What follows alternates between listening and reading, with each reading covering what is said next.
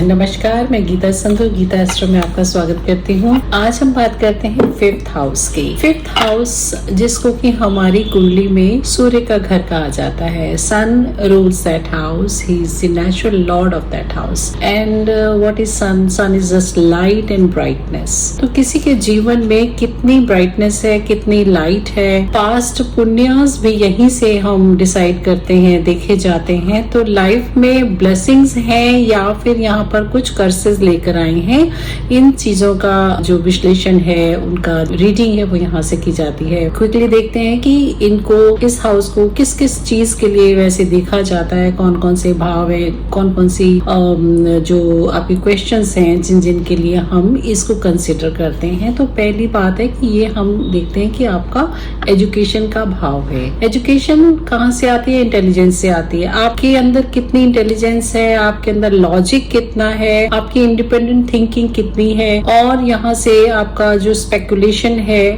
उन चीजों का भी पता चलता है। फिफ्थ हाउस आपकी लाइफ में एक वो पॉइंट है जहाँ से आपकी इंडिविजुअल राइजिंग होती है, और वो राइजिंग होती है आपके अपने पास्ट कर्मास के जागृत होने से। तो इसको हम कह सकते हैं ये एक अवेयरनेस का भी हाउस है। ये आपकी जब अवेयरनेस, आपको खुद को महसूस करने में आपको पता चलता है कि आपके अंदर क्या गुण जो स्वभावगत हैं, आप डिवाइन से कौन से गुण लेके आए हैं। वो गुण आपको किसी ने सिखाए नहीं, लेकिन आप जस्ट उनको रियलाइज करते हैं कि by virtue of divine grace you possess those abilities. तो ये एक ब्लेसिंग होती है आपके पास कर्मा की। ऐसे कहते हैं कि जैसे जब भी हम बर्थ लेते हैं तो ये नहीं है कि सिर्फ एक पिछले जन्म का या कुछ जन्मों का, हजारों हजार वर्षों का एक्यूमुलेटेड इफेक्ट आपको इस घर से देखने को मिलता है। जैसे हमने पहले भी बात की कि कुछ ग्रह अच्छे माने जाते हैं, कुछ बुरे माने जाते हैं, या कुछ न्यूट्रल माने जाते हैं। तो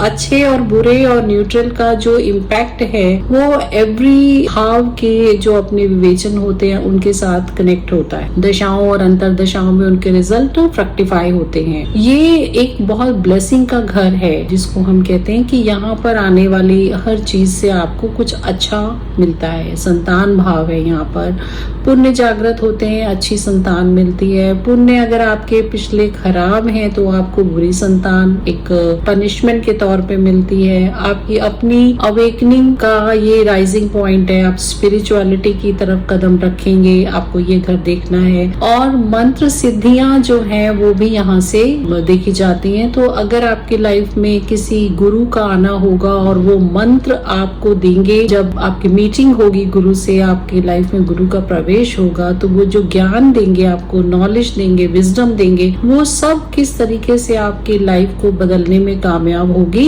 ये चीजें आप इन घर से, इस वाले घर से देखते हैं। तो फिफ्थ हाउस जो है कि ये आगे इसका जो फिफ्थ हाउस है वो 9th हाउस है। फिफ्थ से फिफ्थ 9th होता है, और 9th से भी जो अगर आप देखें 9th है तो वो फिफ्थ हाउस होता है। मतलब आपके भाग्य का भी जो पुण्य है ना, वो यही घर है। तो यहाँ इस घर को हम बहुत ही ज्यादा इम्पोर्टेंस देते हैं।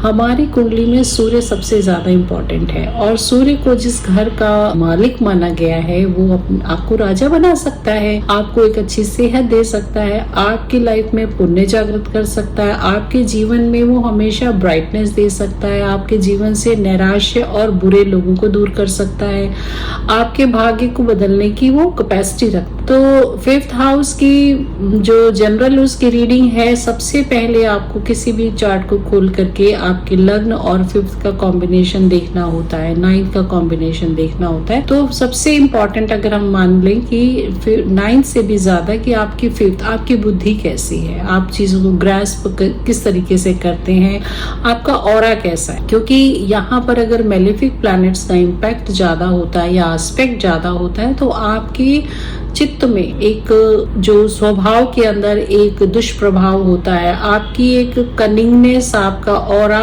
बैड इन्फ्लुएंस के अंदर है, वो रियलाइज होता है लोगों को जब आप किसी के पास बैठते हैं थोड़ी देर। क्योंकि यहाँ ये हार्ट है आपका, अपना जो रियलाइजेशन है, ब्लिस है, आपकी चीजों को रियलाइज करके आपको कैसा फील होता है। जैसे सुख तो हमने देखा पिछले लेक्चर में कि 4th हाउस से जाना जाता है, लेकिन 4th हाउस आपके सुख का, पीस का एक वो भाव है। आप अपने घर में रहते हैं, सुखी हैं, आपका घर है, आप सुखी हैं, लेकिन आपको घर में रहकर आनंद किस चीज से मिलता है? पढ़ने से मिलता है, कोई म्यूजिक सुनने से मिलता है, आपको आनंद की प्राप्ति अपने फ्रेंड्स से कनेक्ट होने पे मिलती है, अपने प्रियजनों से बात करने में मिलता है। वो आनंद की अनुभूति आपको कहाँ से आती है वो फिफ्थ हाउस बताता है। तो आपको ये वाला जो घर है इसमें अवेकनिंग, आपकी रियलाइजेशन जो है वो आपको आपके होने का एहसास कराती है। इंडिविजुअलिटी बच्चे की तब समझ में आती है जब वो आपसे लड़ बैठता है कि नहीं मुझे साइंस नहीं, मुझे तो आर्ट्स में जाना है, नहीं मुझे फिजिक्स नहीं, मुझे तो यहाँ पर फिजिकल साइंस पढ़ानी है। तो ऐसे जो उसके इंक्लिनेशंस हैं वो उसके थर्ड हाउस और फिफ्थ हाउस के कॉम्बिनेशन से या नाइन्थ और फिफ्थ के कॉम्बिनेशन से वो आपको एक लाइफ में एक डायरेक्शन देते हैं। फिफ्थ हाउस को समझ पाना एक बहुत मुश्किल काम है, या कह सकते हैं कि आप किसी के जन्मों की गाथा को सुन रहे हैं और उसके पिछले पुण्यों को आप एनालिसिस कर रहे हैं या पास्ट कर्मा को एनालिसिस कर रहे हैं, तो उसका रिफ्लेक्शन आप कितना देख पाएंगे। आपकी एक लिमिटेड जो रीडिंग है उसमें आप इतने जन्मों का हिसाब नहीं देख सकते। फिफ्थ हाउस का कनेक्शन जिस घर के साथ बनता है, यानी कि फिफ्थ लॉर्ड की प्लेसमेंट जहां हो रही है और किन घरों के स्वामी फिफ्थ हाउस में आकर अपनी पोजीशन बनाकर बैठे हैं, ये रीडिंग बड़ी मायने रखती है। आपको बहुत कुछ समझ में आता है कि आपकी जो विजडम है, सोच है, चित्त की आपकी जो इच्छाएं हैं उनका झुकाव किस तरफ है और आपके दिल में, दिमाग में किस तरीके के विचार हैं, किस घर से संबंध आपका बनता है। फॉर एग्जाम्पल, अगर आपका लग्न के साथ संबंध बनता है तो ये इंसान अपनी बुद्धि, स्वयं डिसीजन लेने की क्षमता और अपने जो उसके बड़े विचार हैं उनके अंदर जो रिवोल्यूशनरी थॉट्स हैं वो उनके माध्यम से आप उसकी पर्सनालिटी को जान सकते हैं। तो लग्न का मालिक और लग्न फिफ्थ हाउस के मालिक की पोजीशन आपको एक किस तरीके का माइंडसेट देती है, आपकी पर्सनालिटी, इंडिविजुअल पर्सनालिटी कैसे रीड की जाएगी, ये उसके साथ आप देखेंगे। सेकेंड हाउस के साथ इसका कॉम्बिनेशन होने पर आप ऐसे देख सकते हैं कि इस व्यक्ति की लाइफ में इसके परिवार की क्या इम्पोर्टेंस है और उसके लिए उसकी जो वेल्थ है या धन है, क्योंकि सेकंड हाउस धन का, परिवार का है, आपके खान पान का है, तो उनकी भी पोजीशन आपको फिफ्थ के साथ कनेक्शन करते ही तुरंत पता चल जाएगी। कई बार ऐसा होता है कि आपका इम्पैक्ट आ रहा है एट्थ हाउस का, आप एट्थ हाउस की रेमेडी कर रहे हैं कि मेरे एट्थ हाउस की दशा खराब चल रही है, मुझे बहुत सारी प्रॉब्लम आ रही है, मुझे हेल्थ इश्यूज आ रहे हैं और क्रॉनिक हेल्थ इश्यूज आ रहे हैं, बट आप ये इग्नोर कर रहे हैं कि सेकंड और फिफ्थ का लॉर्ड कनेक्टेड है। जो आप खा रहे हैं वो आप फिफ्थ में स्टोर करते हैं, क्योंकि फिफ्थ में आपका स्टमक है, इसी से हमारी इम्यूनिटी आती है। तो जो भी हम खाते हैं वो हमारे फिफ्थ में स्टोर होता है और फिर उसका कनेक्शन एट्थ के साथ बनता है, वही आप अपने से दूर करते हैं, वो आपका जो रिलीज करने का घर है एट्थ। अगर आप अपने एट्थ की रेमेडी कर रहे हैं लेकिन आप फिफ्थ को इग्नोर कर रहे हैं या सेकंड को इग्नोर कर रहे हैं तो आपका हेल्थ से रिलेटेड इशू कभी भी सॉल्व नहीं। आपको थर्ड हाउस में जो आपका माइंड है, आपके जो थॉट्स आपको आते हैं, आप कुछ चीजें विजुलाइज करते हैं, आप इमेजिनेशन में बहुत कुछ करना चाहते हैं लेकिन उनका कॉन्क्रीट प्लान नहीं बन पाता बिकॉज इंटेलिजेंस की कमी, आपको किसी की सपोर्ट की जरूरत पड़ती है। बट अगर फिफ्थ लॉर्ड बहुत अच्छा कनेक्टेड है, फिफ्थ में ही है या फिर थर्ड लॉर्ड फिफ्थ में आ गया है, तो वो आपको एक पूरा प्लान चेकआउट करके देगा कि इस तरीके से आप काम कर सकते हैं, क्योंकि फिफ्थ हाउस जो है वो स्पेकुलेशन का भी है। तो बहुत अच्छी तरीके से आप अपने pros and cons and everything you can well imagine and then you can check out the whole plan and strategy. तो ये आपको बहुत सारी स्टैंडिंग देता है आपके ब्रेन को, आपकी एक्सरसाइज को, ब्रेन की जो एक्सरसाइज है, ब्रेन स्टॉर्मिंग जो है उसको यहाँ पर एक शेप मिल जाता है। फोर्थ के साथ फिफ्थ का कनेक्शन क्या है? फोर्थ जैसे अभी हमने बात की कि आपका इनर पीस है, इनर हैप्पीनेस है, सुख। तो यहाँ आपको फिफ्थ के साथ जब कनेक्शन होता है ना, तो सुख आपको अपने घर के अंदर बैठ करके मिलता है, घर के साथ की चीजों से मिलता है, या आपको अपने जब आप मदर के साथ होते हैं तो वो नैसर्गिक सुख आपको कहीं और नहीं होता। तो जब आपकी बुद्धि कहीं परेशान हो रही हो, आप अपने फोर्थ हाउस के जो भी कनेक्शन है उनको रिवाइव कीजिए और आपको कहीं ना कहीं आपका रास्ता देखने को मिलेगा। और फिफ्थ जो है वो आपके संतान को भी देखता है। तो कई बार ऐसा होता है कि जैसे ही चाइल्ड का बर्थ हुआ उसके बाद आपकी जो माइंड में चीजें थी वो अब एक्टिव हो गई, क्योंकि हर हाउस अपने एक्टिवेशन पीरियड में आता है जब उससे जुड़ी हुई चीजों का इनिशिएशन होता है। तो जैसे फिफ्थ हाउस संतान का घर है और संतान पुण्यों से मिलती है, अच्छे पुण्यों से मिलती है। कई बार आप देखेंगे कि कोई मेडिकल इश्यू नहीं भी है लेकिन फिर भी आपको संतान का सुख नहीं है। तो वो आपको क्यों नहीं मिल रहा? बिकॉज ये कोई पास्ट कर्सेज हैं, आपके फिफ्थ हाउस पर मेलेफिक एस्पेक्ट है या मेलेफिक्स का वहां पर है, तो किसी कुल देवता का या आपके पितरों की, आपके पूर्वजों की या आपके पिछले जन्म के संबंधों से बने हुए कर्सेस हैं, उनकी जब तक रेमेडी नहीं होती, और कई बार ऐसा होता है कि इनकी रेमेडी नहीं ही होती है, तो इसमें सिर्फ और सिर्फ मंत्र सिद्धि काम करती है। तब आपको अपने डिवाइन, सुपीरियर डिवाइन, जो हेवनली अबोर्ड में रहने वाले डिवाइन है, उनके साथ आपके जब कनेक्शन, आपकी आवाज जब वहां पर पहुंचती है, मंत्रों की एक फ्रीक्वेंसी होती है, तो इस हाउस को मंत्रों का भी हाउस कहा जाता है। और जब आपके कोई भी रेमेडीज काम नहीं कर रही हैं, तो आप अपने उन संबंधित परेशानियों के जो भी डेटीज हैं, अगर आप उनकी साधना करते हैं with devotion and particular days की कॉम्बिनेशन के साथ में रेपिटेड बाय 5, तो आपको जाकर के उनकी सिद्धि होती है। सो इस घर को समझना मुश्किल है बिकॉज यहाँ पर पास कर्मा लाइव है। पास कर्मा का कनेक्शन किस घर के साथ बन रहा है? फिफ्थ लॉर्ड का अगर कॉम्बिनेशन आपका 8th हाउस के साथ बनता है तो प्यार में धोखा तो आपको मिलेगी। 8th हाउस आपके दुख का है और ये आपके प्रेम संबंधों का भी है। अब आपको प्रेम संबंधों में किसी से धोखा मिल रहा है या आप किसी को धोखा दे रहे हैं, वो भी चीजें देखने को समझ में आती हैं, क्योंकि आपका मून कहाँ पर बैठा है। आपके मून की पोजीशन के साथ में आपकी साइकी किस तरफ जा रही है, आप धोखा खाने वालों में से हैं या धोखा देने वालों में से हैं, दोनों की आप स्थिति को जान सकते हैं। फिफ्थ हाउस में आपके मित्र, आपके हार्ट के जो नियर डियर लोग हैं, उनकी किस तरीके से आपकी लाइफ में वैल्यू है वो समझ में आती है। तो कई बार कुछ पर्सनालिटीज जो हैं वो बहुत रूड तरीके से आपको इस प्रेम संबंधों में देखते हुए मिलेंगी कि वो उनका जो कनेक्शन है वो बहुत सेल्फिश है, बहुत रूड है। उनका अपनी अभिष्ट की सिद्धि तक ही अपना प्रयोजन होता है, यानी कि whatever they had been focusing on the relationship and the moment it is fulfilled and they just snap the relation। तो ऐसे लोग जो हैं उनकी जो रीडिंग है आपको फिफ्थ हाउस से करने को मिलती है, क्योंकि बहुत बार लोग आते हैं कि उन्होंने मैं चीट किया, इवन टू दी एक्सटेंड की बहुत ही ज्यादा आपको चीटिंग का सामना करना पड़ा, तो मेंटल हैरेसमेंट पूरी लाइफ के लिए हो गई और आपने चीटिंग भी ली लोगों की। तो वो फिफ्थ हाउस में जो पड़े हुए मेलेफिक एस्पेक्ट हैं उनके या कनेक्शन जो भी हैं उनकी वजह से ऐसा होता है। दान करना है, कब करना है, और कोई चीज धारण करनी है या किसी चीज का खान पान करना है या किसी चीज को आपको हार्ट टू हार्ट जुड़ना है, ये हम अपने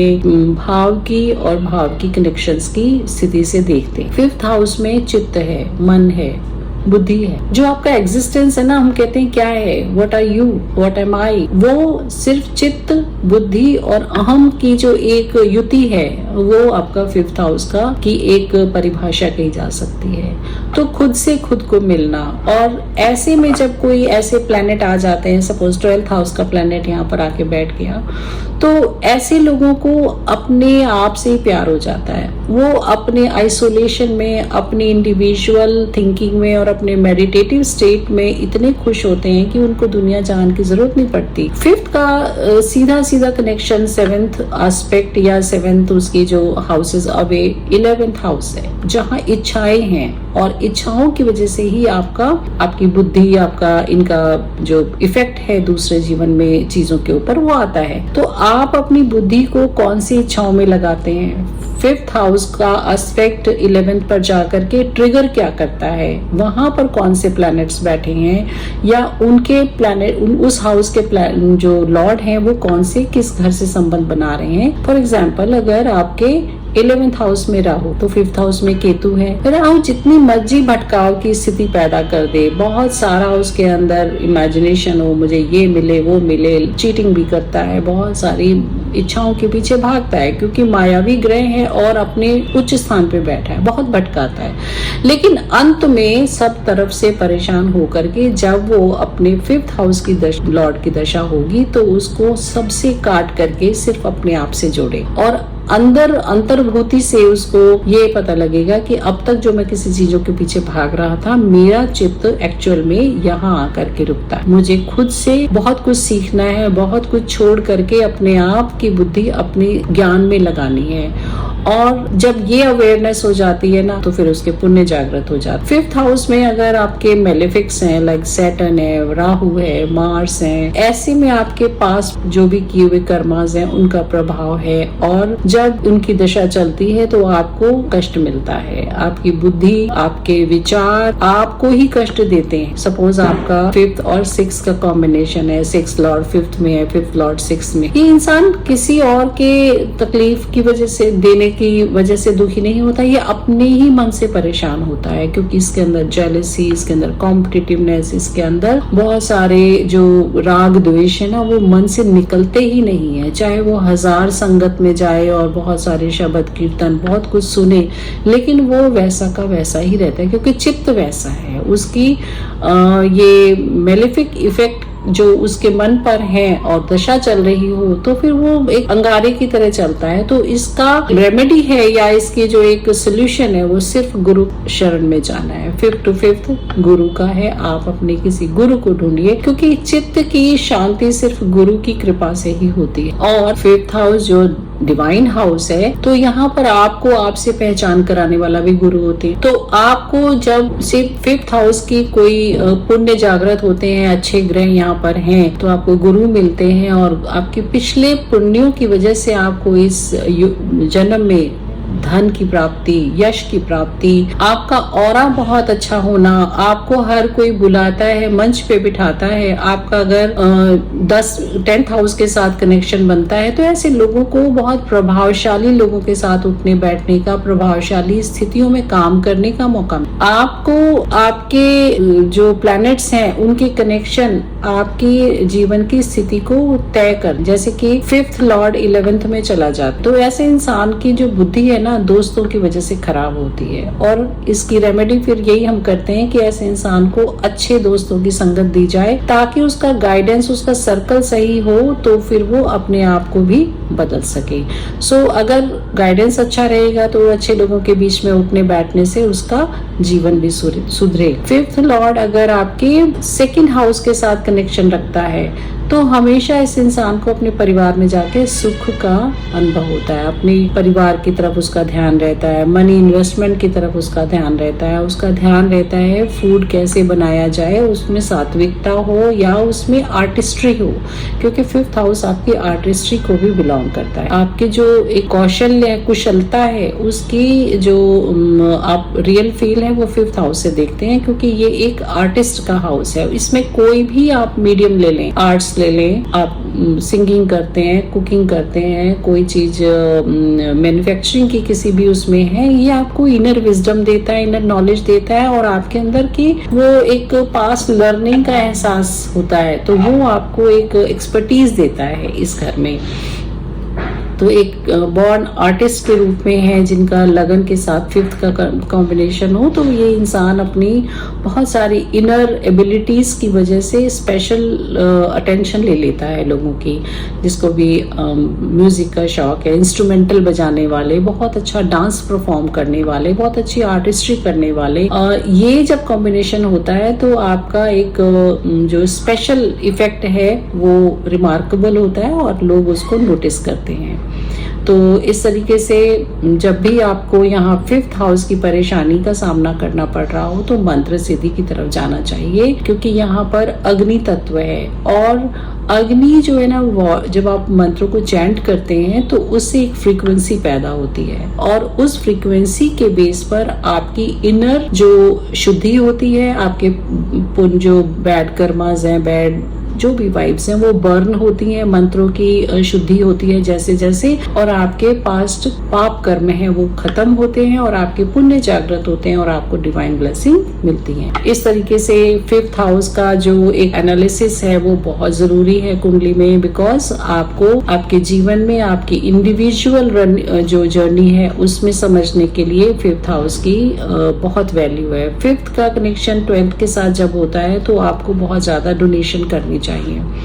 आपको अपने मन के जितने भी भाव है ना उनको त्यागते रहना चाहिए, क्योंकि चित्त में आनंद की जो स्थिति है या आपको जो एक सेटिस्फेक्शन का भाव है वो तभी आएगा जब आप गिव अप करना शुरू करोगे, क्योंकि 12th house is to give up everything. हाँ, जनरली देखा गया है कि ऐसे लोगों को, बच्चों को पढ़ाई के लिए बहुत दूर जाना पड़ता है और उनको रिकॉग्निशन भी मिलती है। जब अपनी इंडिविजुअल जर्नी लाइफ की शुरू होती है तो उनको अब गिव बैक करना अपने होम टाउन में, जहाँ पर से उन्होंने यात्रा शुरू की है, जहाँ से उन्होंने नॉलेज ली है, वहाँ आकर के उनको चाहे वो फ्री एजुकेशन दें या अपने जो भी प्लेनेट है उससे रिलेटेड चीजों को डोनेट करें, और तब देखेंगे कि आपका पुण्य बढ़ेगा, आपको देव कृपा प्राप्त होगी।